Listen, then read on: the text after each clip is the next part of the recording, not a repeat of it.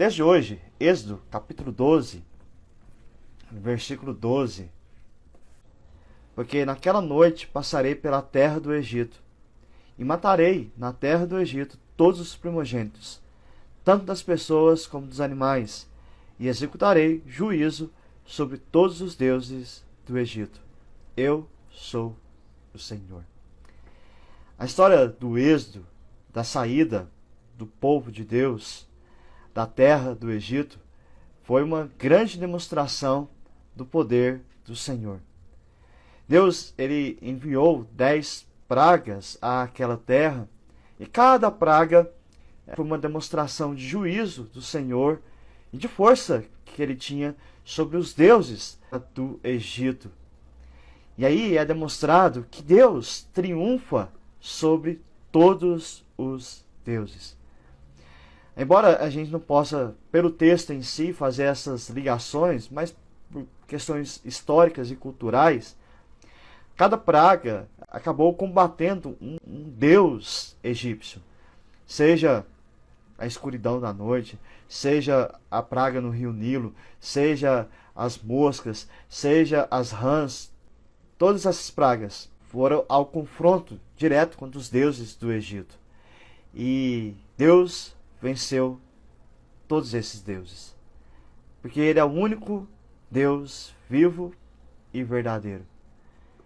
Só que acontece que nós, seres humanos, nós fabricamos deuses, frutos da imaginação da nossa mente, frutos do anseio enganoso do nosso coração. João Calvino diz que o coração humano é uma fábrica de ídolos. E aqueles que se curvam a esses ídolos, a esses deuses, provocam a ira do Senhor. A terra do Egito se curvava a esses deuses criados. E difícil coisa é, então, cair nas mãos de um Deus irado. Dessa maneira, o Senhor apresenta aqui no capítulo 12 a respeito da última praga, que seria a morte dos primogênitos. Deus passaria com juízo sobre a terra do Egito. Ao ferir os primogênitos daquela terra, tanto dos homens quanto dos animais, Deus derrubaria todos os objetos de adoração dos egípcios. Todos os deuses estariam derrubados diante do Senhor. Deus passaria com juízo sobre os deuses. E como ficaria a situação do povo de Deus? O povo que de fato adorava um único Deus vivo e verdadeiro. E aí, então, no capítulo 12, tem a instrução de como o povo deveria reagir diante desse juízo de Deus, que é a instituição da Páscoa. Deus também passaria sobre o povo, só de modo diferente. Ele passaria como se fosse de largo do povo com o seu juízo. O juízo não adentraria nas casas do povo de Israel. Em vez de receberem juízo, eles receberiam a redenção pela poderosa mão de Deus. Essa redenção, essa libertação que o povo receberia, não era por méritos do povo, não era uma recompensa pela justiça própria do povo, mas tão somente por causa da misericórdia de Deus, por causa da graça de Deus sobre esta nação, sobre o seu povo. Então, Deus vai trazer aqui instruções para que o povo escapasse desse juízo, que os primogênitos escapassem da morte. Para tal, envolveria-se a morte também, só que de um cordeiro, cujo sangue seria esfregado nos umbrais das portas, assinalando que ali era uma família que servia ao Deus verdadeiro, que não se curvava aos deuses do Egito. E de fato, aquela família então desfrutaria da proteção divina, onde a Páscoa fosse celebrada, a redenção estaria garantida. Deus passaria sobre o povo, não com juízo, não com ira, mas com graça e misericórdia. Deus se apresenta assim ao povo como Redentor, como Deus da salvação. Esse é o nosso Deus. É o único que pode nos trazer redenção, que pode nos trazer salvação. Porque qualquer Deus criado pelos homens não poderá nos salvar, não poderá nos auxiliar.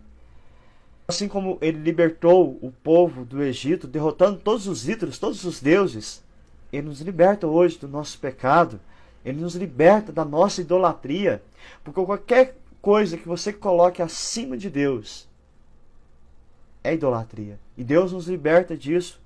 E como que ele nos liberta? Como que nós não recebemos a ira dele? Por meio do sangue de Cristo Jesus. Por meio desse cordeiro que foi morto na cruz. Por meio do sacrifício de Cristo é que nós não recebemos a ira de Deus. É por causa do sacrifício de Cristo que a graça e misericórdia é derramada sobre nós. Porque Cristo, sim, ele recebeu a ira de Deus. Mas Cristo era inocente, era justo. Por isso mesmo, ele foi em nosso lugar, porque era um justo, para nos transmitir a justiça. Cristo foi feito maldição em nosso favor. Dessa maneira, o sangue de Cristo Jesus na cruz se tornou a nossa proteção contra a ira de Deus, contra a maldição da lei, contra a condenação do inferno. O sacrifício de Cristo nos livra da idolatria, nos livra de criar ídolos. Quando estamos debaixo da cruz de Cristo, nós olhamos para o único e verdadeiro Deus. E aí então o Senhor torna nova todas as coisas, nos libertando da escravidão de Satanás, nos libertando da escravidão do pecado, nos libertando da escravidão da morte, nos tomando para si como seu povo. Esse texto nos orienta em algumas questões e algumas aplicações para nossas vidas. Primeiro, tomemos muito cuidado em criar falsos deuses em nossa vida. Facilmente nós fazemos isso. Às vezes o seu Deus é o trabalho, às vezes são os seus bens materiais, talvez a sua saúde, talvez algum político de estimação. Às vezes transformando nossa família como deuses, como ídolos na nossa vida. E até a igreja a gente pode transformar como um ídolo. Deus não divide a glória dele com ninguém. E se refugie sempre na cruz de Cristo Jesus. Porque ele é o único, de fato, que pode nos dar uma vida de paz e esperança. O sacrifício dele por nós foi perfeito. Por isso celebramos a nossa redenção dia após dia. Por isso celebramos o único e verdadeiro Deus o tempo todo na nossa vida. Não siga falsos deuses, porque esses serão derrotados sempre pelo único Deus verdadeiro. Nesse sim, você pode crer, confiar e entregar a sua vida. Amém? Deus abençoe, fique na paz e até mais.